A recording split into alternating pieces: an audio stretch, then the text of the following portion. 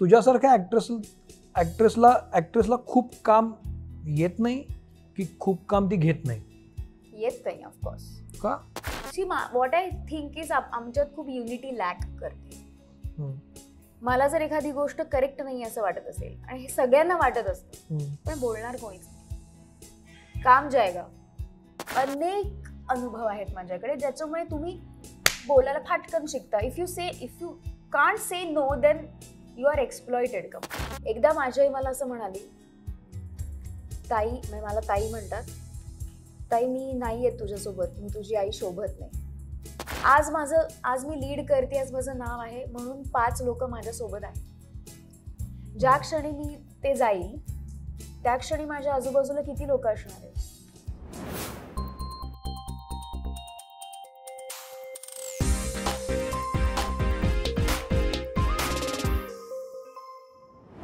नमस्कार मित्रमणीमध्ये मी तुम्हा सगळ्यांचं स्वागत करतो. आज आपल्यासोबत आहे दीप्ती देवी.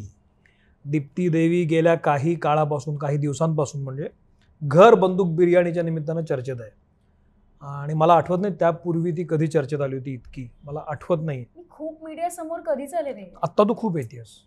हा, कारण म्हणून तुमची फिल्म आहे, नागराज सरांची फिल्म आहे, पण 100वे स्थळ नावाचं एक शॉर्ट फिल्म माझी झाली होती मध्ये, ती खूप व्हायरल झाली होती. यापूर्वी मीडिया समोर कधी? नाळच्या वेळेला फार नव्हती, कारण नाळाच्या वेळेला तुला बाहेर नव्हतं काढलेलं. म्हणजे आय मीन टू से तुला फार हे केलं नव्हतं. घेऊन गेले होते पण काहीच बोलायचं नाही असं सांगितलं होतं. मग कधी मीडिया समोर आली होतीस यापूर्वी? मीडिया समोर बोलली कधी होतीस सांग की. आय डोंट नो लास्ट, म्हणजे मीडिया समोर बोलणं म्हणजे काय? म्हणजे आता तू जसं बोलतीयस, तू इन्स्टावर आहेस, तू अनेक चॅनल्सशी बोलती आहेस, युट्यूबर्सशी बोलती आहेस, आत्ता आलीस माझ्यासमोर छानपैकी. असं यापूर्वी कधी इंटरव्ह्यू देत सुटली आहेस तू? मला वाटते सुबोधची आणि माझी जी फिल्म आली ती अट्टी लागू तेव्हा असेल, आणि नाळाला जर काही कमी जास्त 2017 नंतर तू आत्ता मीडिया समोर येतेस. 2017 साली तू ज्या काही मुलाखती दिल्या असशील आणि आत्ता तू ज्या काही मुलाखती देतेस, सहज प्रश्न, मीडियामध्ये काय बदल झालेला वाटतो तुला? प्रश्न विचारणाऱ्यांमध्ये काय बदल झालाय का? माध्यमांमध्ये काय बदल झालाय का? अप्रोचमध्ये काय बदल झालाय का? तसाच आहे मीडिया? चांगला चेहरा करतेस की वाईट? हा, म्हणजे आय थिंक नाही फार काही चेंज झालाय असं मला वाटत नाही. काही राऊंड द टेबल किंवा अशा काही जे तूच सुरू केलंस ते मला इंटरेस्टिंग वाटलं होतं. आणि ऑथेंटिक किंवा असं नॅचरल वेनी जे इंटरव्ह्यूज व्हायला पाहिजेत किंवा कनेक्ट असतो इंटरव्ह्यूअर आणि इंटरव्ह्यू, तो कनेक्ट मला मिसिंग वाटायचा, जो तुझ्यासोबत मला वाटतो. म्हणजे यापूर्वी मी तुझ्याशी बोलले तेव्हा आपण खूप हार्ट टू हार्ट बोलतो, आपण वन ऑन वन बोलतो, तसं मला कुठे दिसत नाही. आणि फक्त कामासाठी जर मीडिया समोर जायचं असतं तर आम्हाला तेच बोलायला लागतं सगळीकडे. एक्झॅक्टली. माझा आता पुढचा तो प्रश्न होता की आपण घर बंदूक बिर्याणी सिनेमा येतोय तर त्याच्याबद्दल किती बोलणार आपण? म्हणजे आता जेव्हा तू याचं ठरलं आणि असा विषय झाला की घर बंदूक बिर्याणी, अरे पण काय बोलणार आता? मी तर सगळं तुझं ऐकलंय, तुझं इन्स्टा लाईव्ह ऐकलंय, तुझं काही. मी सांगू का बाकीचे लोक काय म्हणतात, काय आहे घर बंदूक बिर्याणी, काय आहे स्टोरी, काय सांगशील, तुला कसं वाटलं? मग तू त्यांची वाईफ प्ले करतेस नागराज सरांची, तर तुला काय वाटतं? तुला कसं वाटतं? या सगळ्याची उत्तर आहेत माझ्याकडे, ती गुगल केली की येतात. मला एक बेसिक प्रश्न वाटतो दीप्ती, तू खूप छान दिसतेस, यू हॅव फॅन्टॅस्टिक फेस, तू अभिनय चांगला करतेस. नाळमध्ये मला तू खूप आवडली होतीस, मी तुला सांगितलं होतं. याच्यात तुला नागराजने ज्यार्थी परत तुला कास्ट केलं त्यार्थी तू चांगली अभिनेत्री आहेस असं म्हणायला हरकत नाही. 2017 नंतर तू आत्ता येतेस, हा खूप मोठा काळ आहे. 17च्या आधी कधी आली होतीस? मी झुंज मराठमोळी नावाचा एक रियालिटी शो केला होता. तो कधी केला होता? 2014. म्हणजे ऑलमोस्ट बघ, 3-4 वर्षाच्या गॅप नंतर तू येतेस. हे असं का होतं? तुझ्यासारख्या ऍक्ट्रेसला खूप काम येत नाही की खूप काम ती घेत नाही? येत नाही ऑफकोर्स. का घेत नाही हा म्हणूच शकत नाहीस, कारण मी डेली सोप करून आलेली मुलगी आहे, एक्झॅक्टली जी महिन्यातले 60 दिवस शूट करते. इतक्या हेक्टिक, जेव्हा कुठलेही रूल्स नव्हते सिंटाकडून किंवा कुठे, 2005, 6, 7ची गोष्ट आहे, तेव्हा मी महिन्यातले 60 दिवस काम करणारे म्हणजे. So I am workaholic. तेव्हा तू किती ते किती काम करायचीस? खूप काम करायचं. की म्हणजे आय किती थिंक शिफ्ट 2 असायची? दिवसाचं सगळं ब्रश, टूथब्रश, आतले कपडे, टॉवेल बिवेल सगळंच घेऊन पण जायचं. शिफ्ट किती ते किती असायची की असं रात्रंदिवस चालायचं? शिफ्टचा काहीच तेव्हा काही रूल नव्हता. मी तर कन्सिस्टंटली शूट करायचे कारण मी लीड होते आणि त्या काळी असं होतं की एक लीड म्हणजे एकच लीड ती सगळ्या सीन मध्ये असते आणि बँक कधीच नसते. मला आठवत नाही, मी डे नाईट मग मध्ये मला मग 4 तासांची गॅप मिळायची, मग परत शिफ्ट सुरू व्हायची किंवा एका लोकेशन टू दुसऱ्या लोकेशन मध्ये जो वेळ जातो शिफ्टिंगचा तेवढा वेळ मला जरा गॅप असायची. या व्यतिरिक्त मी फक्त शूट केलेलं आहे. त्यामुळे घेत नाही हा मुद्दाच येत नाही. काय येत नाही? हिंदी सिरियल मध्ये लीड केलेली एक मुलगी जी दिसायला छान आहे, नीटच आहे, काम उत्तम येतं, तिच्याकडे हळूहळू काम कमी का होतं? कशामुळं? कॉम्पिटिशन वाढते, खूप रोज नवीन मुली येतात, असं असू शकतं. तू एखादं काम आल्यानंतर घेण्याचं काय क्रायटेरिया तुझा? येईल ते घेत जातेस तू? कारण मला तसं दिसत नाही. तू आत्ताच्या पद्धतीचे गेल्या 10 वर्षामध्ये आपण नजर टाकली, मग 2014 पकड, तर तू जी कामं केली, भले थोड्या वेळानंतर केलीस, पण ती एक चांगली कामं वाटली मला. म्हणजे आता 2017 मध्ये तू नियम आणि अटी लागू एक सिनेमा केला, त्याच्यानंतर नाळसारखा एक सिनेमा केला, आता हा एक सिनेमा करतेस, आणखी येत्या काळात तुझे आणखी चांगले चांगले सिनेमे येतात. म्हणजे मग असं वाटतं की ही मुलगी चुजी आहे खूप. ऍक्च्युली माझ्या बाबतीत हे परसेप्शन आहे की she is a difficult girl to talk.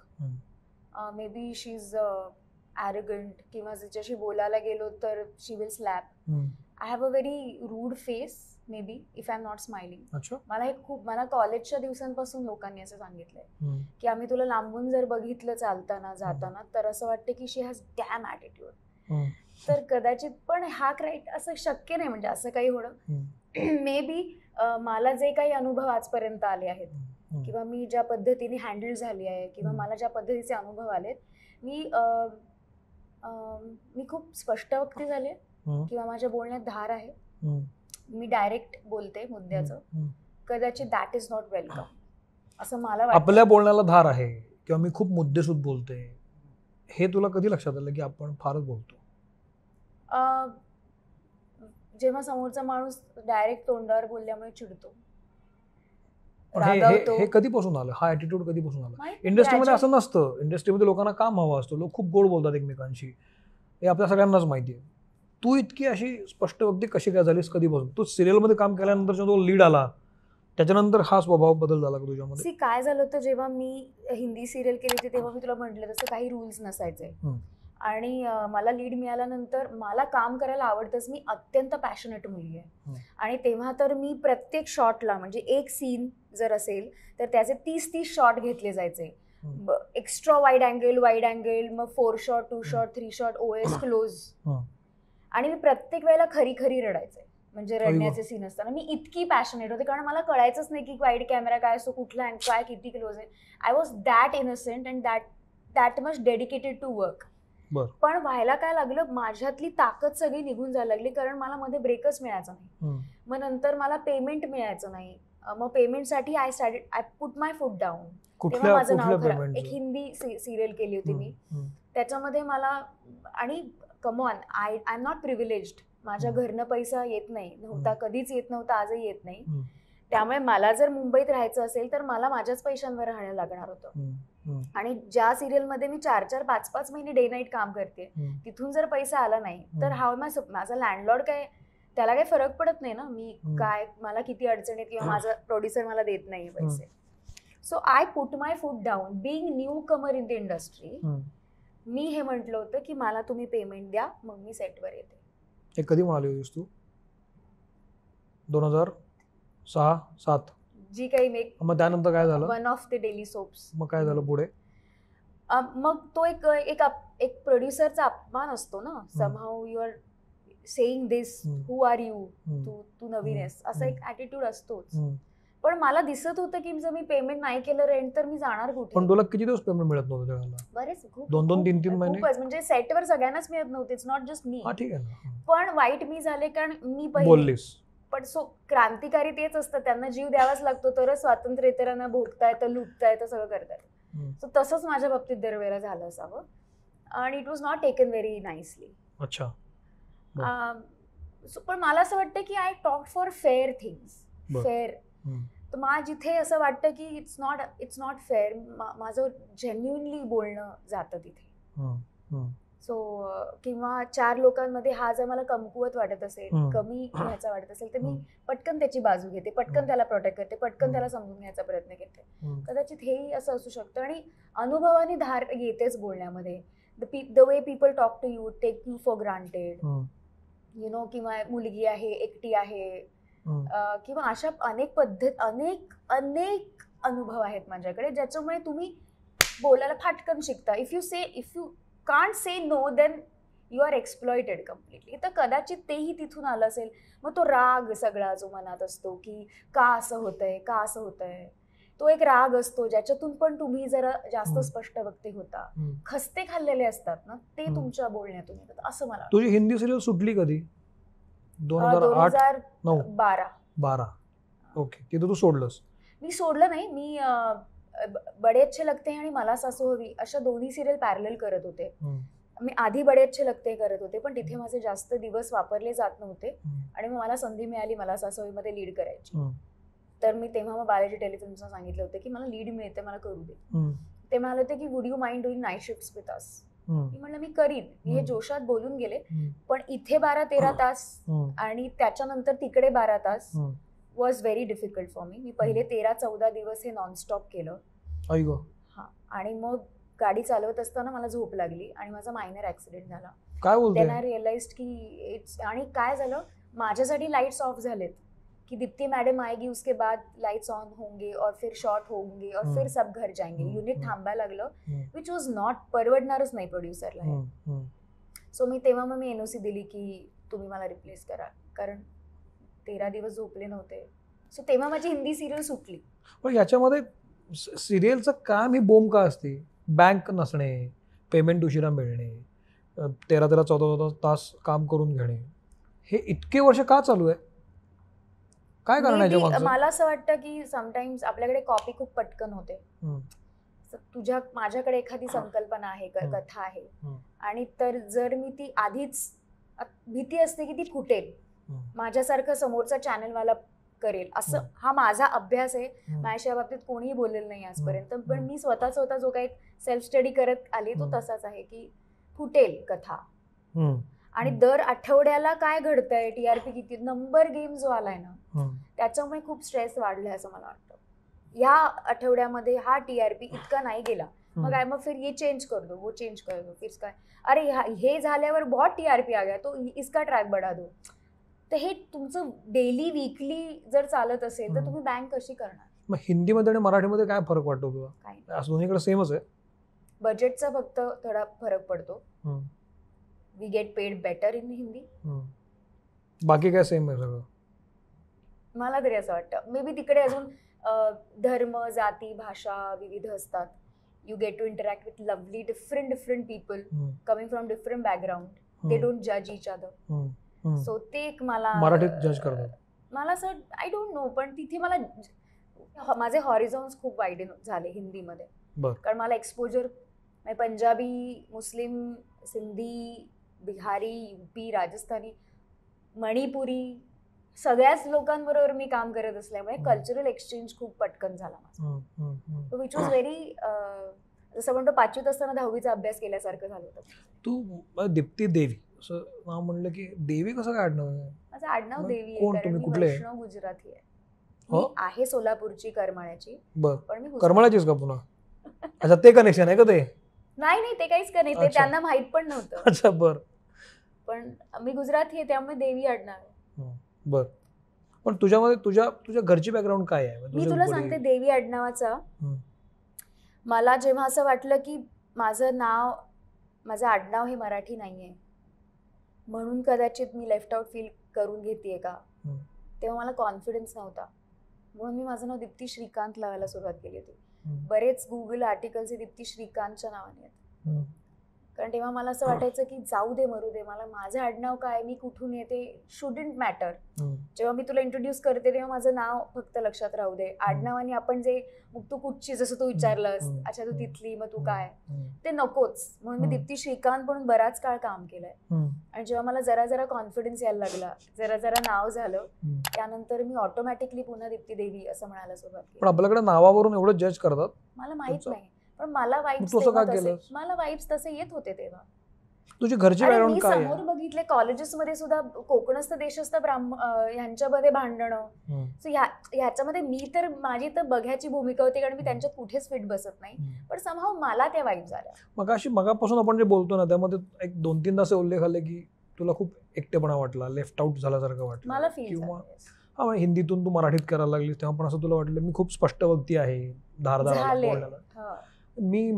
मला तू अशी खूप अलिप्त वाटत चालली आहेस बोलता बोलता. तुझं अपब्रिंगिंग कसं झालंय?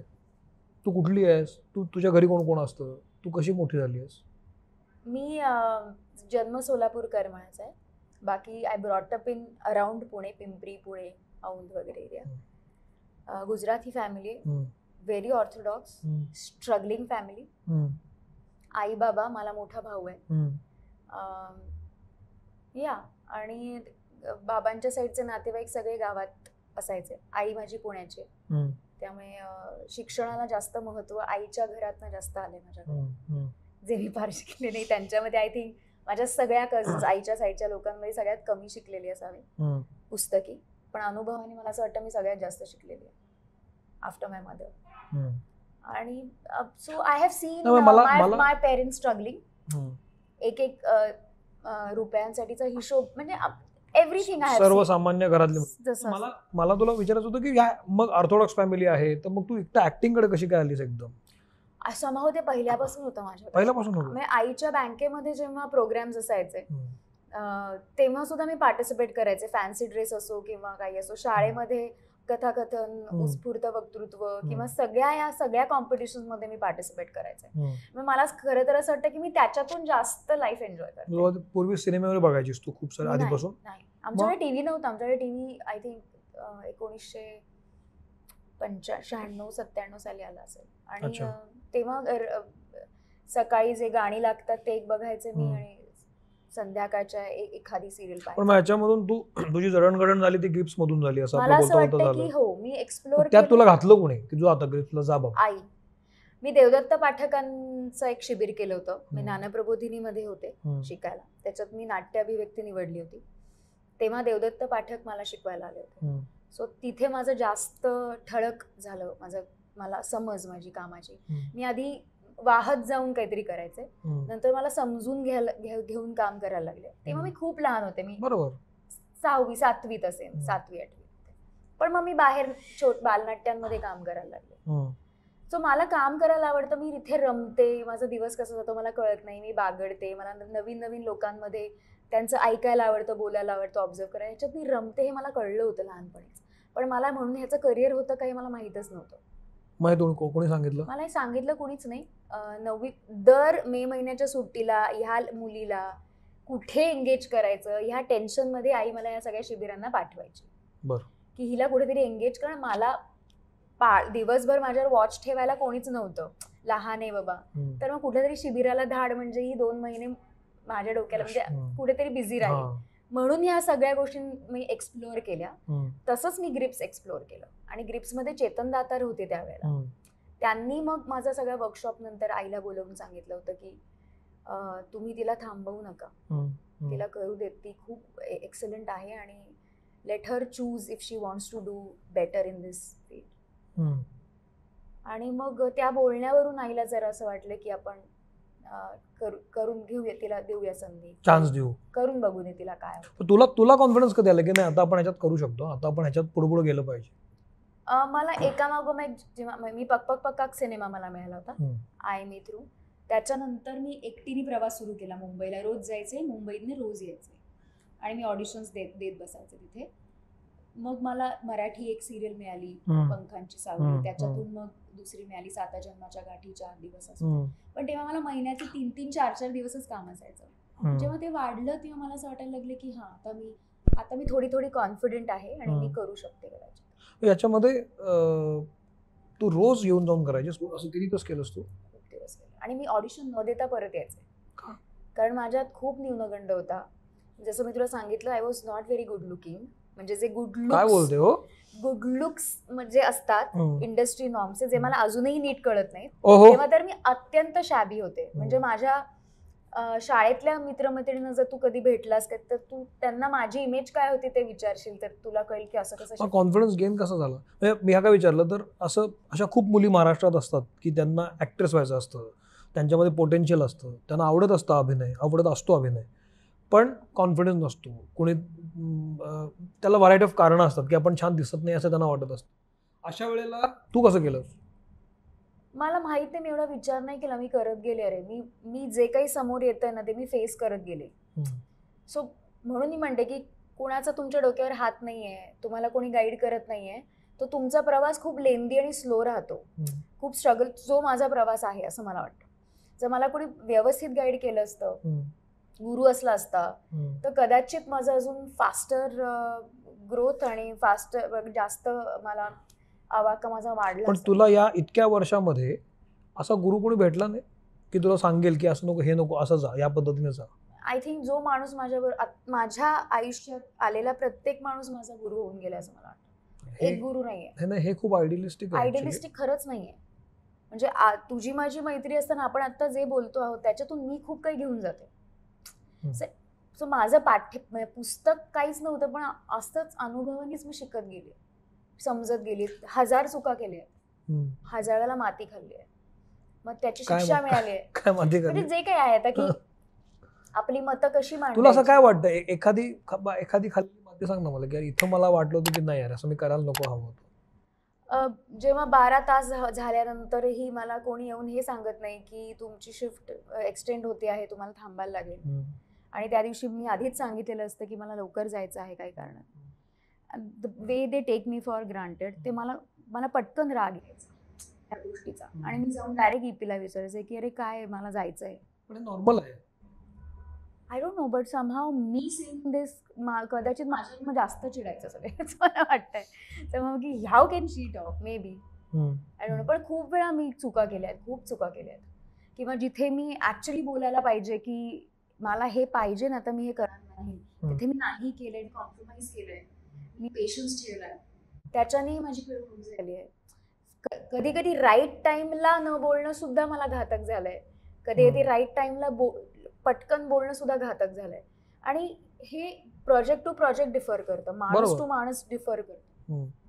हे मी अनुभवानेच शिकणार ना, मी एवढी प्रिपेअर करून नाहीच जाऊ शकत. सो तो जो जसा माणूस येईल आणि जसे व्हायब्रेशन्स येतील तेव्हा मी माझ्या अनुभवातनं मी काय घडले तेच मी फेस करणार. ओके. तू जेव्हा सिरियलमध्ये, हिंदी सिरियलमध्ये लीड करायला लागलीस आणि मग अर्थात ग्लॅमर मिळाला असणार तुला, तू घराघरात दिसायला लागली असशील त्यावेळेला, 2006-07चं सांगतो मी, जेव्हा तुला लीड मिळाली सिरियलमध्ये, तेव्हा लोक ओळखायला लागतात आपल्याला, आपलं आयुष्य बदलतंय असं आपल्याला वाटायला लागतं. ते फिलिंग काय होतं? ते नव्हतं फिलिंग मला. का? तेव्हा आमच्या घरी टीव्ही नव्हता. आमच्या 2096-97 आला ना टीव्ही तुमच्याकडे? हो, पण तेव्हा पाहत कोण होतं? सगळे कामाला बाहेर जायचे. माझी सिरियल बघण्यासाठी कोणी केबल नव्हता लावला, मी DD1 बघायचो. 2006-07ला आमच्याकडे DD1च होता फक्त, म्हणजे नॅशनल चॅनल जे असतं सह्याद्री. पण मग तुमच्या घरी आपली मुलगी काय काम करते बघूया जरा. पण नो वन हॅड टाइम. मी तुला तेच सांगते की आम्ही महिन्याचा हिशोब घेऊन जर खर्च करत असू तर we had no privilege for it. माझ्या घरनं माझी सिरियल हिंदी कोणीच बघितलेली नाहीये. कधीतरी मामाच्या घरी एकत्र भेटलो तर आणि एखादा एपिसोड लागला असेल तर बघायचं, अदरवाईज नाही पाहिलेली. आणि मी डे नाईट शूटच करत होते. आता म्हणजे मी बाहेरचं जग एक्सप्लोरच केलं. पण एवढं डे नाईट म्हणजे इतकं शूट? पण तुला असं लक्षात आलं ना की लोक आपल्याला ओळखायला लागले, लोक आता बोलायला लागले? त्याच्यासाठी बाहेरच गेले नाही मी कधी. मी फक्त माझी परीक्षा होती MCOMची आणि माझ्या डोळ्यांचं ऑपरेशन होतं, ह्या 2 गोष्टी सोडल्यास मी सिरियलमधनं ब्रेकच घेतलेला नव्हता. सो मला माहितीच नाही की बाहेर काय आहे, किंवा मार्केटिंग केलं पाहिजे, PR केला पाहिजे, अजून मला बघा हे जे आता सुरू झालंय सगळं, खूप झालंय. तेव्हा ते काहीच नव्हतं, खूप ऑर्गॅनिक जे होईल तर होईल होतं. सो मला माहितीच नाही की बाहेर काय. हे एक प्रकारचं शोषणच असं वाटतं मला. तेव्हा येस होतं. मी तुला तेच सांगते, मी डे नाईट काम केलंय. त्याचा ऍडव्हर्स इफेक्ट पण झाले असेल तुझ्यावर? खूप. माझी हेल्थ खराब झाली होती. मी 10वीत मी खूप जाड होते, मी नंतर खूप बारीक झाले होते, मी परत सिरियल करता करता करता जाड झाले होते. तेव्हा मला तेव्हाचे जे झी मध्ये होते ते म्हणाले होते की आप झी की जया बहादुरी हो. तर सोड्याचं जेवण जेवून जेवून न झोप नसणे, व्यायाम नसणे, बाकीचं काहीच तुम्हाला खाद्य नसणे बुद्धिमत्तेला, त्याच्याने जे नुकसान होतं ते झालेलंच आहे. माझे खूप केस, I had like long huge hair, म्हणजे खूप छान दाट केस होते, ते माझे सगळे ह्याच्यामुळे झालं सगळं. असणारच. प्लस तुम्ही घरातून बाहेर राहताय, घरातलं जेवत नाही आहात, तुमच्याकडे तुमची आई नाहीये जी तुम्हाला व्यवस्थित खाऊ घालू शकते. सर्व्हायव्हिंग ऑन युअर ओन म्हटल्यानंतर ते होणारच आहे. पण मग इतकं झाल्यानंतर पुन्हा तू दुसरी सिरियल स्वीकारलीस, पुन्हा तिसरी सिरियल स्वीकारलीस, असं का केलं? पण तेव्हा मी सांगायला लागले की त्याला पैसा फॅक्टर होता. मी 12 तास किंवा 13 तासानंतर काम नाही करणार, हे मी बोलायला लागले. हा तेव्हा बोललीस तू? तेव्हा मी बोलायला लागले की शिफ्ट 12, तेव्हा हळूहळू नॉर्म्स यायला लागले होते. परवा मी ऋताचा इंटरव्ह्यू घेतला होता तेव्हा ती मला हेच म्हणाली होती की मी आता ठरवलंय की 13-14 तास काम नाही करणार, मी आता 12 तासाच्या पेक्षा जास्त काम नाही करणार, असं ती म्हणाली. हे तू पण आता मला तेच सांगतेस, म्हणजे हे अलिखित आहे का की बाबा 14-15 तास 16 तास काम करणं टीव्ही मध्ये? अरे see what I think is आमच्यात खूप युनिटी लॅक करते. मला जर एखादी गोष्ट करेक्ट नाही असं वाटत असेल, आणि हे सगळ्यांना वाटत असतं, पण बोलणार कोणीच नाही. काम जाएगा, लोग क्या बात करेंगे, काम जाएगा, तू नाही तो कोई और से, तू नाही तर 10,000 लोक आहेत करायला काम. It is right. हा थ्रेट असतोच ना. आणि तुम्ही जेव्हा प्रोफेशन म्हणून हे स्वीकारलंय तर तुम्ही असं बोलून चालत नाही. आज एक महिला कलाकाराचे प्रॉब्लेम्स काय आहेत इंडस्ट्रीमध्ये? म्हणजे मी असं कोणा एका व्यक्तीबद्दल संस्थेबद्दल नाही बोलत आहे. जेव्हा तुम्ही इंडस्ट्रीत काम करता, बेसिक छोटे प्रॉब्लेम असतात, स्वच्छतागृह नीट नसणं किंवा ट्रॅव्हलसाठी बस नसणं, अशा बेसिक गोष्टी असतात. तू जेव्हा काम करतेस, सिरियलमध्ये करतेस किंवा सेटवर जाऊन करतेस, तेव्हा बेसिक प्रॉब्लेम काय आहेत की आपण आजही तिथं लक्ष दिलं पाहिजे महिला म्हणून? महिलांसाठी काय आपण केलं पाहिजे? हायजीन फर्स्ट, ट्रॅव्हल, पे पॅरिटी, हे अजून लॅकिंगच आहे, अजून बेसिक आहे. आपण इथंच अडकलोय. स्त्री पुरुषापेक्षाच बेसिक ह्युमन लेवलवर तुम्ही जे मी माझ्या घरी करेन, माझ्या मुलीसाठी, माझ्या आईसाठी, माझ्या बहिणीसाठी, तेच मी काय विचारलं टीव्हीवर, म्हणजे काय की ऍक्ट्रेसला टीव्हीवर बघण्यासाठी जेवढे लोक आतुर असतात, तेवढेच त्या ऍक्ट्रेसला सिरियलमध्ये म्हणजे त्या फुलासारखं ठेवलं जातं, कारण ती मेन ऍक्ट्रेस असते आणि तिचं टीव्हीवर असणं म्हणजे तुमचा TRPशी त्याचा संबंध असतो. पण हे झालं स्क्रीनवर दिसणारं, स्क्रीनच्या पलीकडचं वास्तव वेगळं असतं. तर असं काय असतं की ज्याच्यावर आता आपण लक्ष दिलं पाहिजे आणि ह्या गोष्टी क्लिअर केल्या पाहिजेत? माझं म्हणणं आहे, स्त्री असो पुरुष, प्रत्येकाला आपलं पर्सनल लाईफ आहे, फॅमिली आहे, बाकीचे छंद आहेत, बाकीचं लाईफ एक्सप्लोअर करायचं आहे. वर्किंग आवर्स हे खूप स्पेसिफिक आणि कमी असले पाहिजेत. मी सकाळी 8-9च्या शिफ्टला 8ला येणार, घरातनं 6-7:30ला घर सोडणार. त्याच्या आधी मी जर व्यायाम करणं, फिट राहणं, छान दिसणं, प्रे करणं पासून काही करायचं असेल तर मला सकाळी 5ला उठायला पाहिजे. आणि मग शिफ्ट संपणार 10 वाजता, मग मी मेकअप काढणार, कपडे काढणार, जिथे आहे तिथून घरी जाण्याचा प्रवास, आणि मग घरच्यांशी 2 शब्द बोलायचे की नाही, त्यांच्याबद्दल काही विचारपूस डेली करायचं की. माझं म्हणणं हेच आहे की इथे खूप लक्ष दिलं पाहिजे. आणि ह्या सगळ्यांचं रूट कॉज आहे प्लॅनिंग. हे सगळ्यांना माहिती आहे आणि हे सगळ्यांना माहिती आहे की हा सगळा प्रॉब्लेम आहे. मी असते प्रोड्युसर, मी जर हायेस्ट अथॉरिटी असली असते तर कदाचित माझ्यापासून त्या क्रांतीला सुरुवात झाली असते. तू तर इतकं काम केलंयस, तुला जर एखाद्या चॅनलचं प्रोग्रामिंग हेड केलं तर बँक करू शकशील सिरियलची? मला असं वाटतं की I don't know, it's very idealistic to say, पण मी अख्ख्या 6 महिन्याची सिरीज म्हणूया आपण त्याला, किंवा एक डेली सोपचं म्हणतोय मी, 6 महिन्याची मी तयार करून ठेवेन आणि मग ती मी ॲडव्हर्टायझर्स जे आहेत, इन्व्हेस्टर्स आहेत, त्यांना मी सेल करेन, जसं बिडिंग होतं. म्हणजे हे शक्य आहे. See somewhere someone has to start. Saumitra, एक असं सेफच खेळतोय ना आपण आजपर्यंत. मग आता तुला समजा एखाद्या सिरियलची ऑफर आली तर घेशील? आत्ताच्या येस, घ्यायला लागेल ना. माझ्याकडे खूप काम येतं अशातलं, आणि हे सगळ्यांचीच परिस्थिती आहे. खूप कमी लोकांना हे प्रिव्हिलेज आहे की मैंने 10 स्क्रिप्ट सुना और मेरे को कुछ भी अच्छा नहीं लगा. हे सगळ्यांना हे एवढं नाहीच आहे प्रिव्हिलेज. पॉप्युलेशन किती आहे कंट्रीचं. बरं इथे काय नॉर्म्स नाही आहेत की तू इंजिनियर असल्याशिवाय तुला इंजिनिअरिंगचं काम मिळणार नाही, तसं इथे नाही आहे. You can be anything and actor. So filtrations नसल्यामुळे नाही आहेत काम आमच्याकडे फार. मग जे काम तुला दिसतं ते मी मनापासून केलेलं असतं, तेवढंच काय ते. सो तुम्हाला विचारशील सिरियल, येस डेफिनेटली. ह्या सगळ्या इतक्या वर्षाच्या काळात मला बेसिक प्रश्न आहे, मला माहित नाही, पण इतक्या हिंदी सिरियल केल्यास तू, आधीपासून केल्यास, 2006, 5, 6, 7ला केल्यास, 12ला तू हिंदी सोडलंस, मराठीत आलीस, मराठीत सिरियल केल्यास, आणि आत्ता तू 3-3, 4-4 वर्षानंतर दिसतीयस. असं काय लॅकिंग असं तुला वाटतं की तू का सतत दिसत नाहीयेस? कारण मी सतत बोलत नाही, सतत भेटत नाही, सतत माझं काय ना काही दिसत राहत नाही. मध्ये सोशल मीडियावर असो, मीडियातल्या लोकांसोबत असो, माझे इंडस्ट्रीमध्ये मित्रमैत्रिणी नाही आहेत. का नाही आहेत? आय मीन, आणि जे आहेत ते मला इंडस्ट्रीचे मित्रमैत्रिणी म्हणून मी कधीच ट्रीट करत नाही. आम्ही खूप पर्सनल लेवलला, म्हणजे लोकांना माहिती नाही कोण माझे त्यातले 1-2-3 इंडस्ट्रीतलं कोणी मित्र करावं असं नाही वाटलं किंवा झालं नाही कोणी?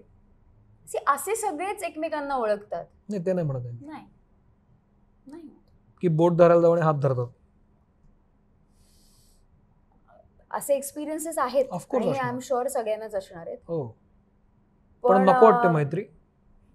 मला 24 तास आम्ही ज्या फील्डमध्ये काम करतो ते अत्यंत अस्थिर, खोटं जग आहे. I am playing something which I am not. बरोबर. ह्या जगातल्या लोकांबरोबर मी 24 तास नाही काढू शकत. कारण मी पुन्हा म्हणते, आय प्रिझर्व माय सेल्फ. कारण मी कोण आहे हे मला त्याचा विसर पडेल. हे सगळं फेक वर्ल्ड आहे आणि इट्स अ फेक वर्ल्ड. मला हे दर क्षणाला मी स्वतःला सांगत असते. एकदा माझी आई मला असं म्हणाली, ताई, मला ताई म्हणतात, ताई मी नाही येत तुझ्यासोबत, मी तुझी आई शोभत नाही. आई गो. इमॅजिन मला काय फील झालं असेल. माझ्या लक्षात खूप लवकर आलं होतं हे. आत्ताही बोलताना मला कसं तरी होतंय. पण मग याच्यामध्ये आता फॉर एक्झाम्पल आपण ऍक्टिंग करतोय, समज कट झाला आणि आपण बाहेर गेलो तिकडे दुसऱ्या साईडला, तर आपण आपलेच असतो ना. पण तरी सुद्धा आपण या फील्डचे आहोत. बाहेर आपले असलो तरी सुद्धा आपण एक लेअर करूनच जात असतो. आज मी लीड करते, आज माझं नाव आहे म्हणून 5 लोक माझ्या सोबत आहेत. ज्या क्षणी मी ते जाईल त्या क्षणी माझ्या आजूबाजूला किती लोक असणार आहेत. पण मग what is permanent? This field is not permanent for anybody. उगवत्या सूर्याला सलाम करणारं मानसिकताच अशी आहे. तू कुठे त्याच्यात तू परमनंट कसं काय शोधणार? नाही शोधू शकत. मग या अशा आय हॅव बीन युज्ड. मैत्रीत मी यूज झालेली आहे. मग हे अनुभवाचं शहाणपण आहे माझ्यामध्ये. खूप अनुभवाचं शहाणपण आहे, नथिंग एल्स. बट तू उद्या मी कुणालाही भेटले, I will always be very nice, cordial, आणि मी एक पर्सनल लेवलवर कनेक्ट करायचा नेहमी प्रयत्न करते. माझे इंटरॅक्शन्स लोकांबरोबर खूप पर्सनली खूप छान असतात. पण म्हणून त्या पार्ट्यांमध्ये मी स्वतःला सूट होत नाही. मला नाही वाटत मी त्याच्यात फिट होते.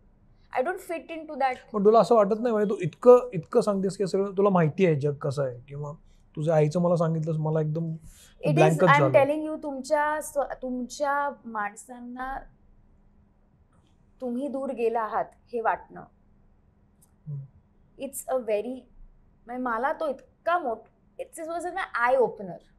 ही कधीची गोष्ट आहे ही? मला सासू हवी खूप हिट झाली होती तेव्हाची गोष्ट.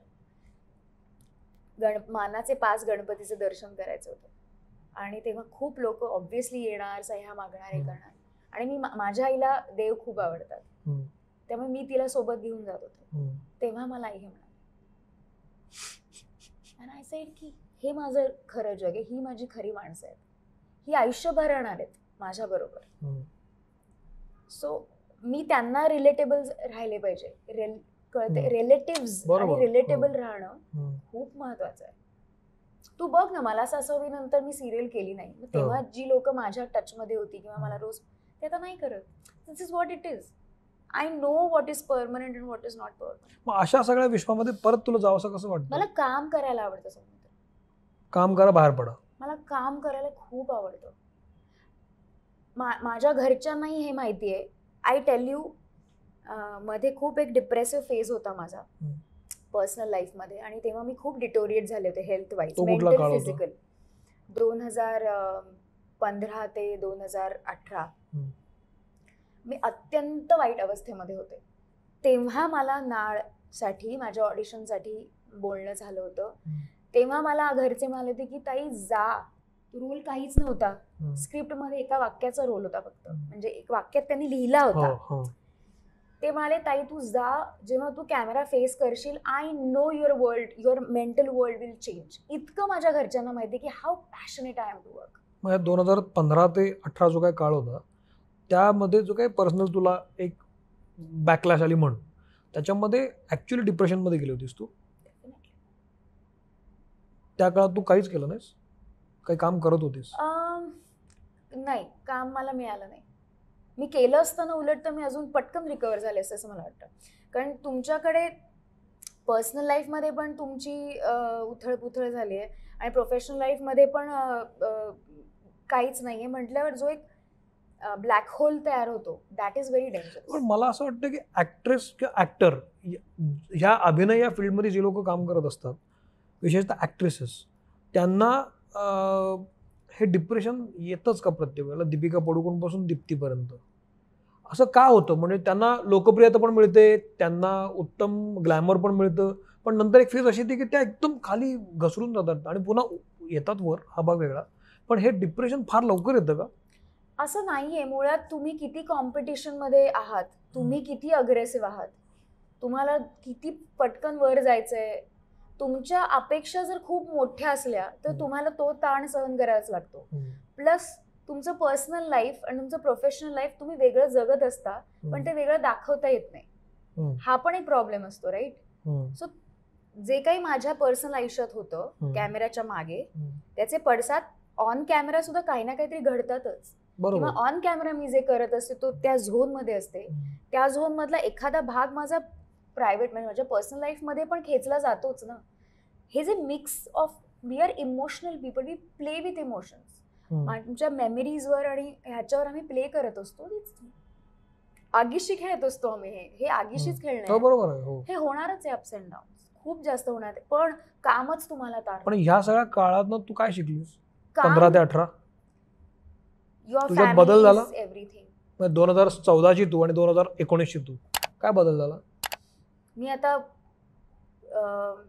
I have become extremely good listener. ते माझं काम आहे. But I am, trust me. माझे खूप असे मित्रमैत्रिणी आहेत जे बाहेर कुठेही ओपन आउट होत नाहीत.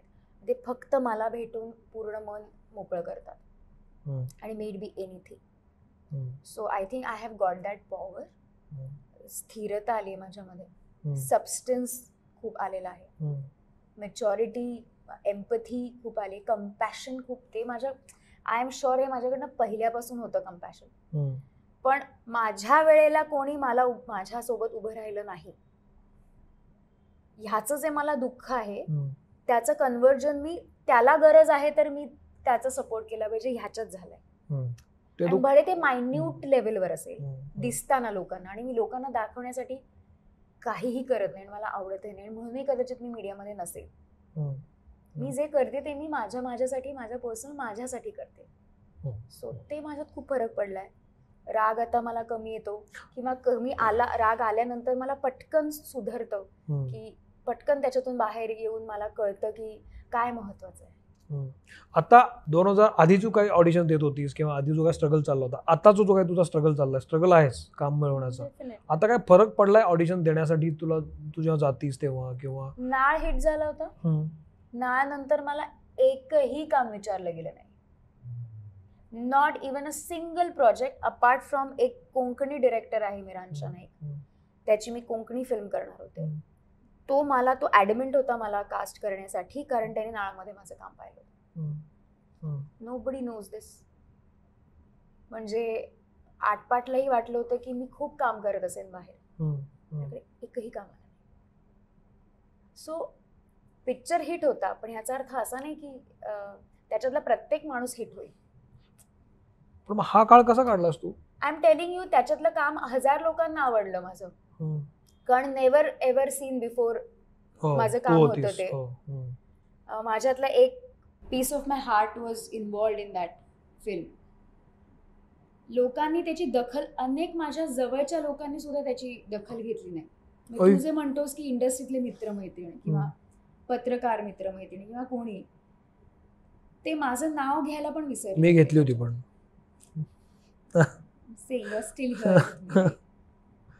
त्यांनी दखलही घेतली नव्हती, नाव सुद्धा घेतलं नव्हतं.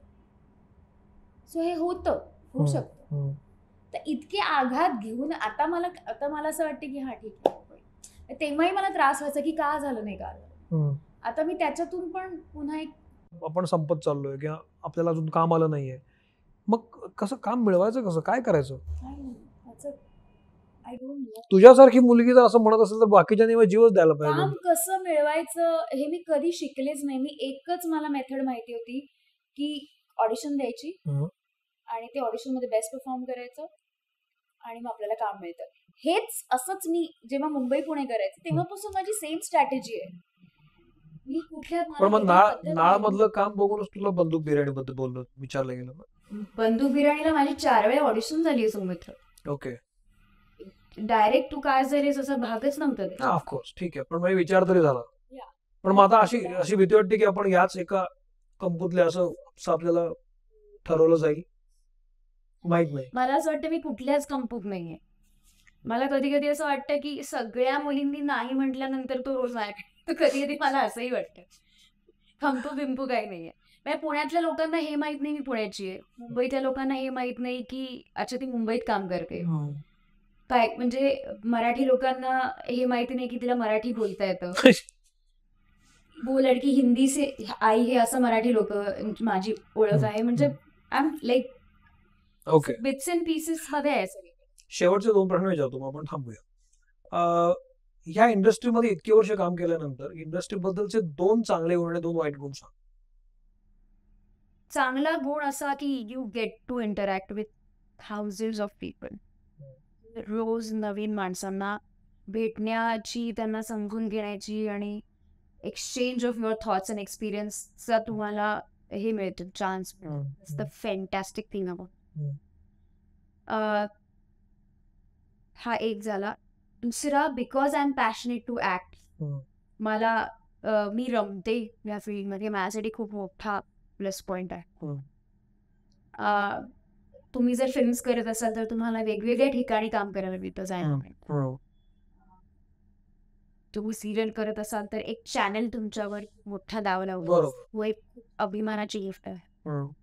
आणि sad part is there is no filtration, जसं मी तुला सांगितलं. पेमेंट सिस्टीम मध्येही नाही, कास्टिंग मध्येही नाही. त्याचं मला असं वाटतं की there has to be something, काहीतरी केलं पाहिजे की ह्युमॅनिटी बेसिसवर तरी केलं पाहिजे. आणि नॉट जस्ट फॉर मी, म्हणजे माझ्या बरोबर मेकअप आर्टिस्ट सुद्धा रात्री 12 वाजताच्या पॅकअप नंतर एकटीच घरी जात. मग मडालीमध्ये शूट चालू असताना 2च्या 2 शिफ्ट मध्ये ती कशी जाणार? कदाचित आम्ही काम कमवून आम्ही अफोर्ड करू शकतो टॅक्सी किंवा कार, त्यांचं काय करायचं? अजूनही त्यांच्याकडे लक्ष नाही दिलं. आता मी 10 वर्ष झाले सिरियल नाही केली, आता बघायला पाहिजे.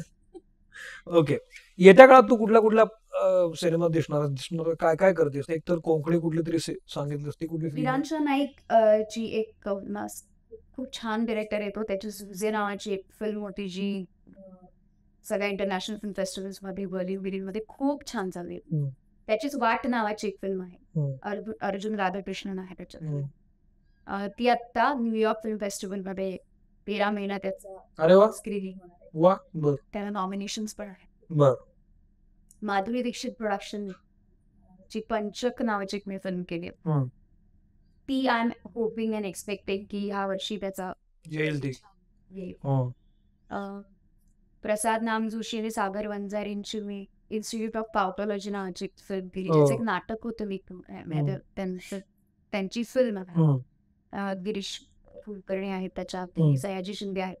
हम्म. ती एक फिल्म आहे, पण त्याचं मला माहित नाही की काय चाललं. ताठकणा नावाचा सिनेमा आहे, जो डॉक्टर PS रामाणी जे खूप मोठे स्पाईन सर्जन होते, ज्यांनी बरं. लिफ्ट थेरपी थिअरी आणली होती आणि बरं. त्याचे पेटंट्स ओपन आहेत वर्ल्ड वाईड. बरं. त्यांच्यावर ही फिल्म आहे अभिनय. हम्म. उमेश कामत, मी, बरं. त्याच्यात अजून बरेच कलाकार आहेत आणि गिरीश मोरे त्यांची फिल्म अरे वा, येणार. काय चांगलं दिसतंय समोर काहीतरी. ना 2 येतोय.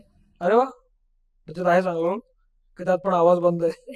काही कर बाई, बोलू तेवढं नकोस. बघूया. म्हणजे मी Okay. फक्त माझं काम केलंय. ठीक आहे ना, चित्रपटाची बांधणी माहित नाही. काहीच नाही. हे आमचं असंच असतं. म्हणजे येत्या काळामध्ये चांगल्या चांगल्या प्रोजेक्ट मध्ये आहेस तू, दिसशील म्हणून. असं खूप खूप वेळानंतर भेटायचं काही म्हणजे गरज नाही. तू सतत सतत दिसत राहशील. आपण तसे भेटतोच, हो. पण मीडियासाठी म्हणून काही एक्स्ट्रा बोलायचं की नाही, हाच एक प्रश्न. त्यामुळे मला या इंटरॅक्शन मधून खूप तुझ्याबद्दल जास्तच कळलं. जनरली ते समजत नाही लोकांना. आणि अनुभव तर खूपच आहे तुझ्यामध्ये. पण तुझ्यासारख्या खूप मुली महाराष्ट्रात येत असतात एकट्या एकट्या, कारण त्या कुठेतरी खूप दूर गावात राहत असतात. तिथून त्यांना इथे कोणीतरी पाठवतं, मग त्या येतात, राहतात, वाढतात, काम करतात, स्ट्रगल करतात. तर या सगळ्या झोनमध्ये मला असं वाटतं की त्या मुलींनी शांतपणे तुझा इंटरव्ह्यू ऐकावा आणि समजून घ्यावं की कशा पद्धतीनं ती वाटचाल असते. तू मित्रमंडळामध्ये आलीस, बोललीस, आपण त्यानिमित्तानं गप्पा मारल्या, मला खूप बरं वाटलं. Deepti, thank you very much. मलाही छान वाटलं. तू कुठलीही तयारी माझी नव्हती, कुठलेही टॉपिक आपण डिस्कस केले नाहीत. तुम्हाला मला असं रॅन्डम आपण बोलूया. आणि आय होप ॲटलिस्ट माझ्यातला 1.1% तरी मी बोलू शकले असेल. ते माझ्या खूप काय काय आहे त्याच्यात काहीतरी बाहेर पडलं असावं. आय होप ते सगळं चांगलंच बाहेर पडलं असतं. ते चांगलंय. त्यामुळे तसं शेवटी प्रत्येकाचं जगणं असतं आणि ते जगणं दाखवण्याचाच एक जगत राहायला जगत राहायला पाहिजे. तर इथं आपण थांबूया. Thank you very much. थँक्यू.